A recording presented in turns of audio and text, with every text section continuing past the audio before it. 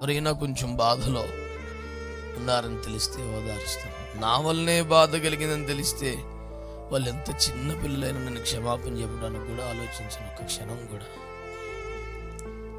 నేను మా పాస్టర్ వాళ్ళతో సమానంగా అని చెప్పలేము. కన్న తండ్రికి ఎక్కువే ఉంటుంది ప్రేమ. కానీ మాకు సంబంధించిన ఏ సమస్య కోసం అంత ఏడ్చుండవు. నిన్న నల్గొండలో ఒక బిడ్డకి చెప్పాను, చాలా మంది చుట్టూతో ఉన్నప్పుడు చెప్పాను అన్నమాట. బిడ్డ ఆరోగ్యం పోయినా, డబ్బులు పోయినా, ఏమన్నా పోయినా ప్రేమను పోగొట్టుకుంటే కష్టం. ఐగుప్తుల్లోంచి ఒక ద్రాక్షవల్లిని తెచ్చాడంట. దేవునికి స్తోత్రం. అది ద్రాక్షవల్లే. అక్కడ మిమ్మల్ని నాటడానికి అక్కడ ఆల్రెడీ ఉన్న కొన్ని మొక్కలు తీసేశాడంట. దేవుడే తన చేతులతో కంచి తీసేశాడంట. అడవి పందులు వచ్చి పెళ్ళగిస్తున్నాయి. ఇప్పుడు గుర్తించావో నీ చిత్తం. నేను ఎలా ప్రార్థన చేసుకుంటానంటే, నేను ఇక ఎవరినైనా సహాయం కోరాల్సిన క్షణం వస్తే, ఇక పరిస్థితి కనుక వస్తే ఒక్క క్షణం ముందు నన్ను తీసుకో ప్రభు అంటాను. అంతగా దేవునిపైనే ఆధారపడి బ్రతకాలి అని కోరుకునే తత్వం. బ్రతికితే నన్ను ప్రేమించేవారందరికీ దీవెనకరంగా ఉండాలి తప్ప భారంగా ఉండకూడదు అనే ఒక సమర్పణ. కనుక ఇది ఒక సహవాస బంధం, ఆధ్యాత్మిక అనుబంధం. ఎవరైనా కొంచెం బాధలో ఉన్నారని తెలిస్తే ఓదారుస్తాం. నా వల్లనే బాధ కలిగిందని తెలిస్తే వాళ్ళు ఎంత చిన్న పిల్లలైనా నన్ను క్షమాపణ చెప్పడానికి కూడా ఆలోచించిన ఒక్క క్షణం కూడా. అయ్యో, నా వల్ల దీవెన కలగాలి, ఆదరణ కలగాలి, మేలు కలగాలి కదా, నా వల్ల బాధ కలగటం ఏంటి అని నా వలన మరలా వాళ్ళు ఓదార్చబడ్డారు అనే దృశ్యం సంగతి తెలిసేదాకా నేను నెమ్మదిగా ఉండలేను. చాలామంది వచ్చి నీకు ఎందుకన్నా వదిలేయి అంటారు. నా వల్ల కాని పని అది. నేనే మాట్లాడి, నేనే ఫోన్లు చేసి, వాళ్ళు నా ఫోన్లు తృణీకరించి అంత కఠినంగా ఉంటే, ఒకవేళ వారు ఎవరి ఫోను తీస్తారో వారికి ఫోన్ చేసి, నేను పలానా వాడికి ఫోన్ చేసాను, తమ్ముడు తీయట్లేదు చూడేంటో ఒకసారి మాట్లాడు అర్జెంటుగా. మరి నువ్వు ఫోన్ చేస్తే తీయకపోతే ఇంకెందుకన్నా ఆడి పేరు తీసేయి, బ్లాక్ చేసేయి అంటాడు. బ్లాక్ చేసే ఉద్దేశం ఉంటే నీకెందుకు చేస్తాను రా అంటే పనికి మళ్ళీ సలహాలు ఇవ్వటం మానేసి ముందు మాట్లాడు. ఎవరైనా నన్ను వద్దనుకొని పోవాల్సిందే కానీ నేను ఎవరిని వద్దనుకోలేదు. ఎప్పుడు అనుకోను, ఎప్పటికి కూడా అనుకోను. ఇవాళకి కాదు, ఎప్పటికీ అనుకోను. ఎవరినైనా గుండెల్లో పెట్టుకొని ప్రార్థన చేయటం ఒకటే ప్రభు నేర్పాడు. మార్కు పాస్టర్ గారు ఒక భయంకరమైన శ్రమలో ఉంటే,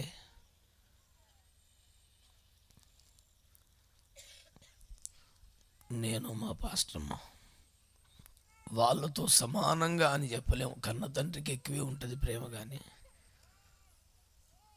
మాకు సంబంధించిన ఏ సమస్య కోసం అంత ఏడ్చుండం. ప్రభువా వాడిని ఎట్లయినా కాపాడయ్యా అని. ఆ సంఖ్యల నుండి బయటపడడం ఒక ఎత్తు, మరి దేవుని చేతిలో పడడం ఇంకో ఎత్తు. మా ప్రార్థన ఎంత ఏడిస్తే సగమే నెరవేరింది, ఇంకో సగం ఉంది.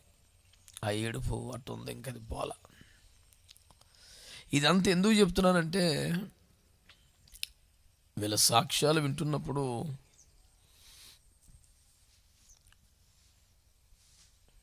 ఒక దైవ సేవకుని ప్రేమ పరిచర్య ఇంత ఆశీర్వాదం అయితే, పరమ తండ్రి ప్రేమ సరిగ్గా అర్థమైతే ఎట్లా బాగుంటుంది కదా. అందరి పేర్లు చెప్పలేదు అంతే. ఇక్కడ ఉన్న వారిలో దాదాపు సేవకులైతే ప్రతి ఒక్కరూ విశ్వాసులైతే కనీసం ఒక 20% మంది పేర్లైనా నాకు తెలుసు కదా. ఎవరు దుఃఖములో కష్టములో ఉంటే నేను వారికి అందుబాటులో లేకుండా పోయానో ఒక్కరి పేరు చెప్పగలరా మీరు? నేను మాట్లాడుతున్నట్టు కనబడినా కనబడకపోయినా దేవుని కృపలో నేను మీకు సమీపస్తుడిగా ఉండడం గొప్ప బాధ్యతగా భావిస్తాను. ఒకసారి ఎల్జిఫాన్ గారు వారి మీటింగ్లో ఇలా చెప్పారు. వస్తానన్నారు, రాలేకపోయారు. అయ్యో కుదరలేదేమోలే అనుకున్నాం, దానికి పెద్ద ఇబ్బంది ఏమీ లేదు. కానీ నాన్న నేను రాలేకపోయాను, సారీ అని మెసేజ్ పెట్టారు. మాలాంటి కొత్త సేవకులకి, చిన్న సేవకులకి అలా చెప్పాల్సినంత అవసరం లేదు కదా, అవసరం లేదు కదా అని వాళ్ళు అనుకునేంత మంచి మనసు వాళ్ళకు ఉంది. కానీ అవసరం అని నేను ఖచ్చితంగా భావిస్తాను. పర్వాలేదులే అనే ధోరణిలో ఉండను. ఇదంతా ఒక ప్రసంగం కాదు, ఒక ప్రసవ వేదన. మీకు అర్థం కావాలి. అది మీకు ఒకటే చెప్తాను నీకు. నేను నల్లగొండలో ఒక బిడ్డకి చెప్పాను, చాలామంది చుట్టూతో ఉన్నప్పుడు చెప్పాను అన్నమాట. బిడ్డ ఆరోగ్యం పోయినా, డబ్బులు పోయినా, ఏమన్నా పోయినా, ప్రేమను పోగొట్టుకుంటే కష్టం, జాగ్రత్త అని చెప్పాను. ఏం అవునా కాదా? ఎవరికైనా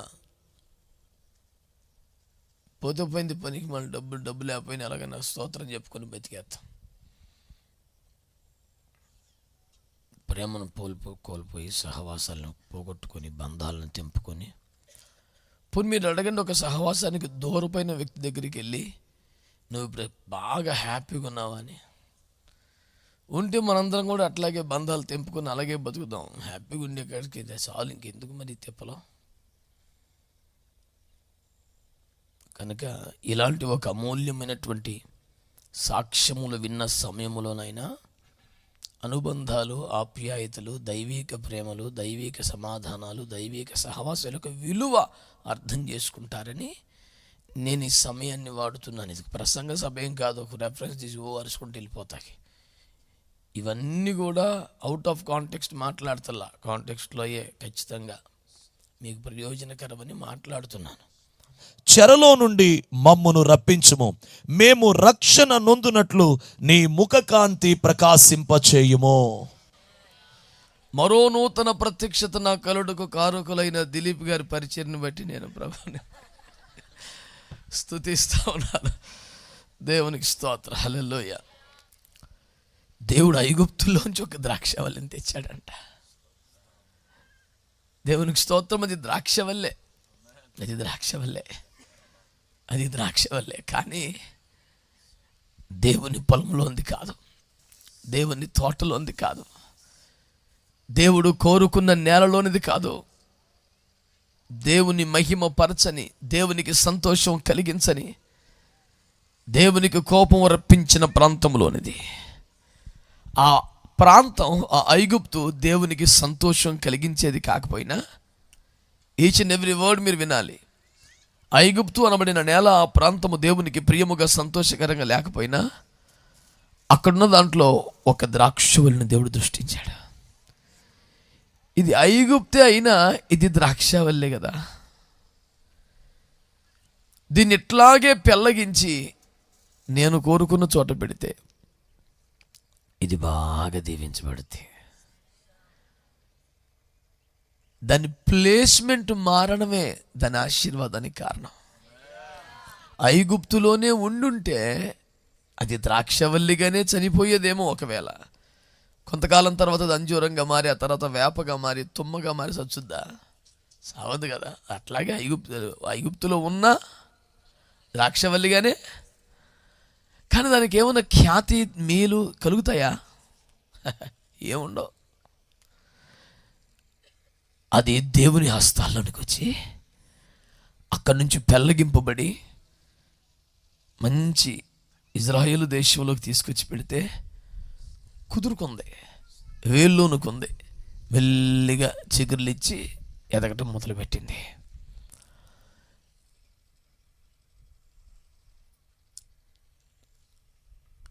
దేవునికి వ్యతిరేకమైనటువంటి అన్య విగ్రహ జీవితాల్లోంచి కానీ, నామకార్థ క్రైస్తవ్యంలోంచి కానీ, ఆత్మ సంబంధమైన అనుభవాలు లేని చోట్లలో కానీ మీరున్నప్పుడు కూడా బహుశా మీరు ద్రాక్షవల్లి అయ్యి ఉండొచ్చు. బుద్ధిగా భ్రష్టులో, బుద్ధిహీనులో, లౌకికమైన స్థితిలో కాదు. అక్కడ కూడా నువ్వు ద్రాక్షవల్లివే. కానీ అక్కడే నిన్ను వదిలేస్తే నువ్వు ఎలా ఉన్నావో అలాగే చచ్చిపోతావు. ద్రాక్షవల్లిగానే చచ్చిపోయావనే సాక్ష్యం ఉంటుంది. మహా అయితే క్రైస్తవ పద్ధతిలో భూస్థాపన జరుగుతుంది, ఏమున్నది అంతకన్నా విలువ. కానీ దేవుడు ఏం చేశాడంటే నీ విలువ పెంచాలని, నీ స్థాయి పెంచాలని స్థానం మార్చాడు. మీరు అట్లాగా మీ సాక్ష్యాన్ని అట్లా వెనక్కి వెళ్ళి చూడండి ఒకసారి. మీరు అక్కడే ఉండుంటే ఎలా ఉండేవారు? దేవుడు తెచ్చి మరొక చోట మిమ్మల్ని నాటాడు. ఎంత కృపగల దేవుడు అంటే, అక్కడ మిమ్మల్ని నాటడానికి అక్కడ ఆల్రెడీ ఉన్న కొన్ని మొక్కలు తీసేశాడంట. చెప్పడానికి చాలా కష్టం అనిపిస్తుంది. చిన్న పిల్లుడైనా శాల్యంకి అర్థమవుతుంటుంది నేను చెప్తుంటే ఈ మాటలేనా. ఈ మొక్కను స్థిరపరచడానికి చాలా తీసేశాడు. ఆ మాట చెప్పడం కష్టంగా ఉంది నాకు. అన్ని జనులు వెళ్ళగొట్టి దాన్ని నాటితివి. ఎక్కడో తెచ్చాడు ఈ ద్రాక్షవల్లి. దీనికంటే బలమైన ఎక్కడ చాలా ఉన్నాయి. ఇది ఎదిగే పరిస్థితి లేదు. అక్కడ తీసేసి దీన్ని నాటాడు. ఇది మెల్లిగా వేళ్ళు అనుకుంది. నేను నా మాటలు మాత్రం వింటూ మీ చెవులు మాత్రం నాకు ఇచ్చి మీరు కళ్ళు మూసుకుని అలా మీ సాక్ష్యాన్ని చూసుకోండి. ఇదొక ప్రవచనాత్మకమైన సందేశం. చెవులు మాత్రం ఇట్లా విని పెట్టి మీరు ఒకసారి మీ సాక్ష్యాన్ని అట్లా చూసుకోండి. మీ గుండెల్లోనికి మీరు తొంగి చూసి ఏ మొక్కలను పీకేసి ఏ చెట్లు నరికేసి దేవుడిని స్థిరపరిచాడు. ఎంత చేశాడంటే ఆకాశమగునంతగా చెట్టుని ఎదగనిచ్చాడు. ద్రాక్షవల్లి ఆకాశం అంతే అంత పెద్దగా ఇద్దా? ద్రాక్షవల్లి సముద్రం మీదకి వ్యాపించి ఎంత అవుద్దా? దాని తీరు, దాని శైలి, వ్యవసాయ భాషలో చెప్పాలంటే దాని జాతి లక్షణం అంత ఉండదు. సముద్రం మీదకి విస్తరించే అంత. మీకు తెలుసు, ప్రకటన 17 ప్రకారం సముద్రములు అంటే అన్ని జనులని. దీన్ని అన్ని జనులకు కూడా నేడిచ్చే అంత చేశాడంట. నా మాట మీకు అర్థమవుతుందా? అలాగ విస్తరించాడు. ఆ తర్వాత అకస్మాత్తుగా దేవుడే తన చేతులతో కంచె తీసేశాడంట. దేవుడే తన చేతులతో కంచె తీసేశాడంట. అడవి పందులు వచ్చి పెళ్ళగిస్తున్నాయి. ఇప్పుడు దారేపోయేవాడు వచ్చి కీడు చేస్తున్నాడు. దేవుడే కంచె తీసేశాడా? అమ్మో, ఎట్లా భరించగలం? దేవుడు ఎక్కడ ఐగుప్తులో నుంచి నిన్ను పెళ్ళగించి తీసుకొచ్చి మంచి చోట నాటాడో, నువ్వు స్థిరపడినట్లుగా అక్కడ కొంత ఖాళీ చేసి నీకు స్థలం, గ్రౌండ్ ప్రిపేర్ చేశాడు నీకోసం. ఎదుగుటకు కావలసినవన్నీ ఆయన ఊపిరులూదాడు. ఆకాశమంతగా ఎదుగునట్లుగా, సముద్రం మీద వ్యాపించినంతగా విస్తరింపజేయడు. ఎంత నలు చెరుగుల in every dimension God started expanding the ministry life and personal testimony, అన్ని వైపులా దేవుడు విస్తరించుటకు పూనుకున్నాడు. ఇక ఇలాగే ఉంటుంది జీవితం అంతా అనుకుంటున్న దశలో సడన్గా దేవుడు కంచె తీసేశాడు.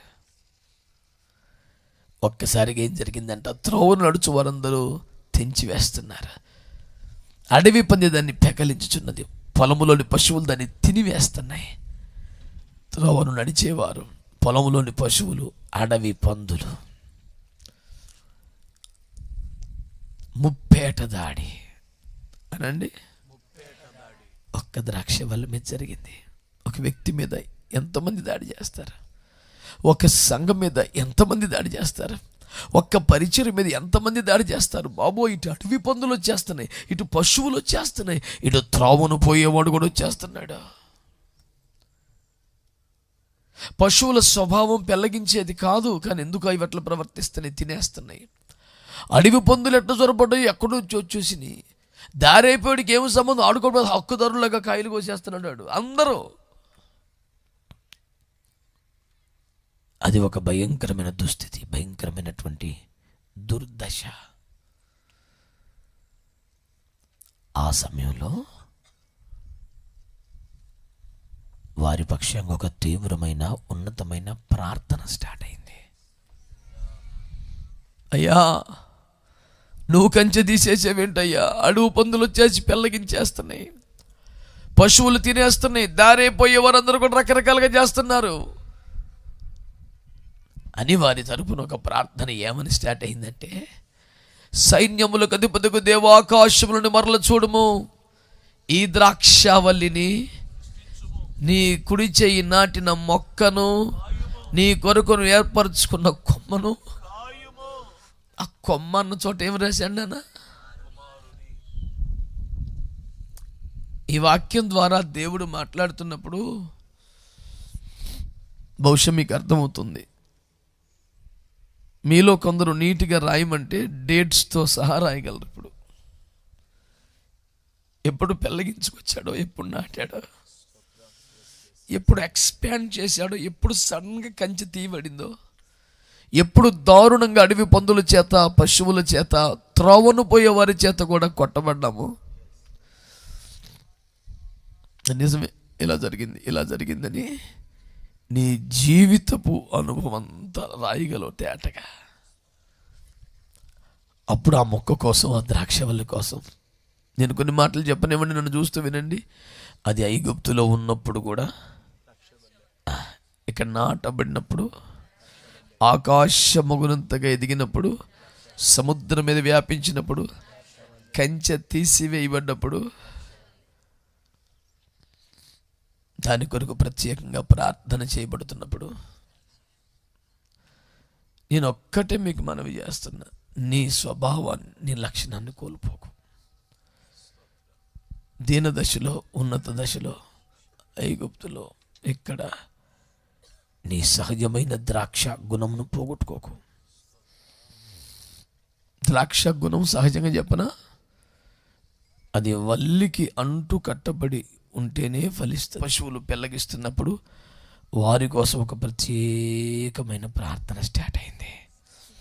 ఆ ప్రార్థన ఏమంటుందంటే, అయ్యా నువ్వు కంచె తీసేసావే, నువ్వు అడవి పందులను కూడా రానిచ్చావే, పెళ్ళగివ్వనిచ్చావు, పశువుల్ని కుమ్మేసినట్టు అనుమతించేసావు, ఇదిగో దారేపోయేవాడు కూడా ఇష్టానుసారంగా మాట్లాడుతున్నాడు. అయ్యా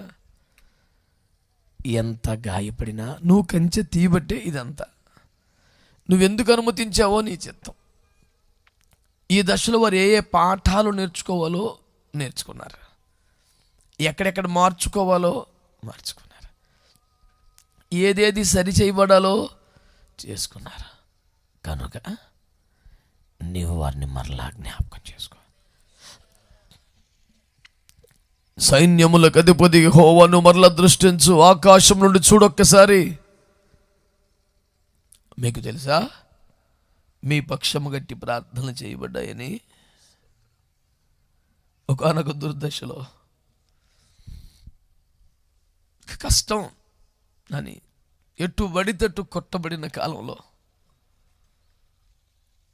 మీలో ఒక్కొక్కరికి ఆ తేదీలు కూడా మీకు తెలుసు, దేవుని కృపలో నాకు కూడా తెలుసు. అయ్యా నువ్వు దృష్టించకపోతే ఏమైపోతాం బాబు. ఆ పందికి, ఆ పశువుకి, ఆ వ్యక్తికి ఆ ధైర్యం నువ్వు కంచె తీసావనే. అయితే నీకు స్తోత్రం, అది ఇంకా నీ ద్రాక్ష వల్లే, అది ఇంకా నీ ద్రాక్ష వల్లే. ఒకసారి గుర్తు చేసుకో నాయనా, నీవు నాటిన మొక్క,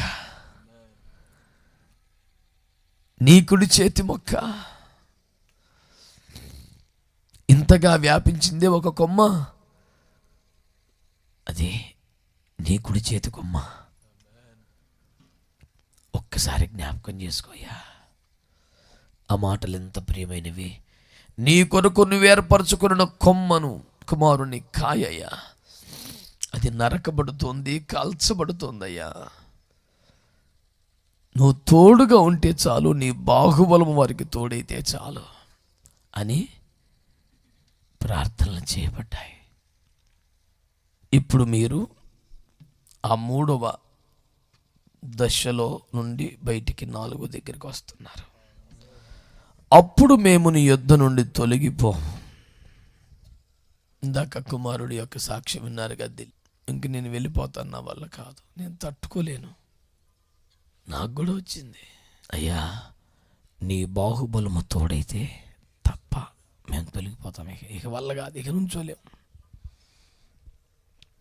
నీవు మమ్మను నీ బాహుబలములను కాక అప్పుడు మేము నీ యొద్ద నుండి నీవు మమ్మను బ్రతికింపుము. అప్పుడు నీ నామమును బట్టి మేము యెహోవా సైన్యములకు అధిపతి దేవా చెరలను మనం రప్పించి మేము రక్షణ నందునట్లు నీ ముఖ కాంతి.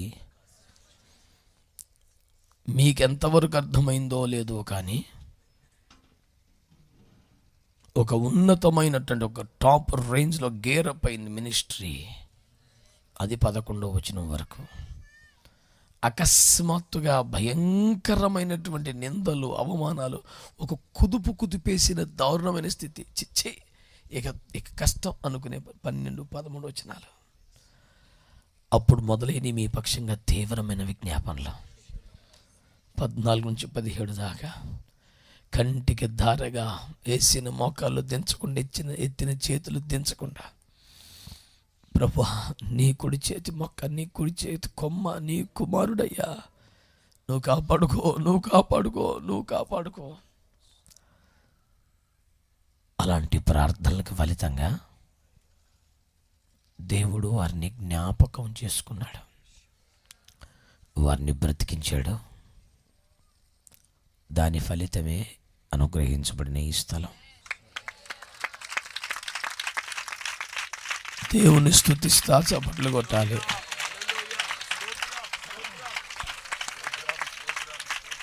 ఆమేన్, హల్లెలూయా. దైవజనుడిగా ప్రభు అయిన యేసుక్రీస్తు నామములో నేను మీకు తెలియజేయనిది ఏమనగా, మీరు తృణీకరించబడి, శ్రమపరచబడి, అవమానపరచబడి, అడవి పెందుల చేత పెళ్ళగింపబడి, పశువుల చేత తినివేయబడి, దారైపోయే వాళ్ళ చేత అవమానపరచబడిన దశ దాటింది. మీ కొరకు చేయబడిన ప్రార్థనల ఫలితంగా, అది మీ తండ్రులు కానీ మీ బిడ్డలు కానీ మీ పక్షంగా ఎత్తిన చేతులు, కార్చిన కన్నీటి ఫలితంగా ఆ దశను దాటి దేవుడు మిమ్మల్ని జ్ఞాపకం చేసుకున్న కాలం ఇది. మీకు తోడుగా తన బాహుబలమునిచ్చిన కారణం, ఆయన బాహుబలము ఇక మీకు మిగిలి ఉన్నది. ఆయన ముఖ కాంతి మీ మీద ప్రసరించగా, ఆయన సన్నిధిలో బ్రతకటం, అది మీ భవిష్యత్తు. ఈ నడిపింపులో మీరుండి, అయ్యా నీ బాహుబలమే, మా కొరకు ఎత్తబడిన చేతులే, మా కొరకు విత్తబడిన కన్నీరే, మా కొరకు కార్చబడినటువంటి రోదనే నీ బాహుబలము ద్వారా ఈ కార్యం కలిగించింది. నీవు బ్రతికిస్తేనే నీకు మొర్ర పెట్టుటకు మేము బ్రతికా మాట పట్టుకోండి. నీవు మమ్మల్ని బ్రతికింపము, అప్పుడు నీకు మేము మొర్ర పెడితే బ్రతికించు కాదు, బ్రతికించము, అప్పుడు మేము నీకు. ఇంటర్సెషన్ మిషన్ ప్రేయర్ టవర్ ఉండాలి, ఎప్పుడు జరగాలి 24 గంటలు. బిడ్డలారా, మీలో అనేక మందికి ప్రేయర్ టవర్లో గంటల కొద్దీ పనులు చేసే అవకాశాలు రాబోతున్నాయి. ప్రభు ఇచ్చిన దర్శనం మేరకు ఆ సిస్టమ్ అంతా కూడా నేను వివరంగా రాసి ఇస్తాను తమ్ముడికి. నేను దానికి ఒక రోస్టర్ ఉంటుంది, సిస్టమ్ ఉంటుంది, ఆ ప్రకారం జరగాలి. దేంట్లో బ్రతకాలి మీరు? డబ్బులోనా? ఆయన ముఖ కాంతి మీ మీద ప్రసరించగా మీకు రక్షణ కలుగుద్ది. అంటే అపాయము, కీడు కాకుండా. దాని అర్థం ఇక రాబోతున్న జీవితంలో శ్రమ, నింద, దూషణ ఇలాంటివి ఉండవు అనే కాదు. సహజంగానే చదువుకునే దశలో పరీక్షలు ఉంటాయి. పరీక్షలలో పాస్ అయితే కాంపిటేటివ్ ఎగ్జామ్స్లో కొట్టుకొస్తే ఉద్యోగం వస్తుంది. ఉద్యోగంలో కూడా చిన్న చిన్న పరీక్షలు ఉంటాయి, కానీ ఈ పరీక్షలు కాదు. ప్రతి పరీక్ష పదోన్నతి కోసమే, ఇంక్రిమెంట్ల కోసమే. కాబట్టి జీవితంలో భయంకరంగా ఆరడిపడిన, దారుణమైన, అడవి పందుల చేత పెళ్ళగింపబడిన ఆ శ్రమకాలము దాటి, ఆమేన్, దేవుని రాజ్యం కొరకు, దేవుని నామం కొరకు మాత్రమే ప్రయాసపడే, శ్రమపడే పరిస్థితులు మాత్రమే మిగిలి ఉంటాయి. ప్రతి శ్రమ మహిమకు కారణమవుతుంది. ప్రతి శ్రమ ఖచ్చితంగా ఘనత కారణమవుతుంది. అవమానము కొట్టివేయబడుతుంది. నేను అంటున్నది శ్రమ కాదు. మనము పరిపూర్ణమవుటకు శ్రమలు మనకు అవసరమవుతాయి. అవమానము కొట్టివేసిన దశ. అందుచేత మీరు నాటబడ్డ దినమును బట్టి, విస్తరిలినటువంటి తీరును బట్టి స్తుతించండి. కంచె తీసి వేయబడ్డ కాలాన్ని బట్టి దేవుని సన్నిధిలో అప్పగించుకోండి. మీ కొరకు ఎత్తబడిన చేతులు, విత్తబడిన కన్నీరును జ్ఞాపకం చేసుకుని, దేవుని బాహుబలము మీకు తోడయిందని, దానివల్లనే ఇదంతా సాధ్యమైందని ఒప్పుకుంటూ, అయ్యా నువ్వు మాకు తోడుగా ఉండు నాయనా, మా మీద నీ సన్నిధి కాంతిని, ముఖ కాంతిని ప్రసరింపచేయి, ఆ వెలుగులోనే ఇక బ్రతుకుతాము అనే తీర్మానంతో అప్పగించుకోండి. ఈ వాక్యము మీ పరిచర్యలకు ఏకీభవిస్తున్న వారికి ఇది సరిగ్గా నాదే, నా కొరకే అనే ప్రత్యక్షతతో అప్పగించుకున్న వారందరికీ 100% నెరవేరి దీవెనగా ఉండునుగాక. ఒక చిన్న ప్రార్థన చేద్దామా?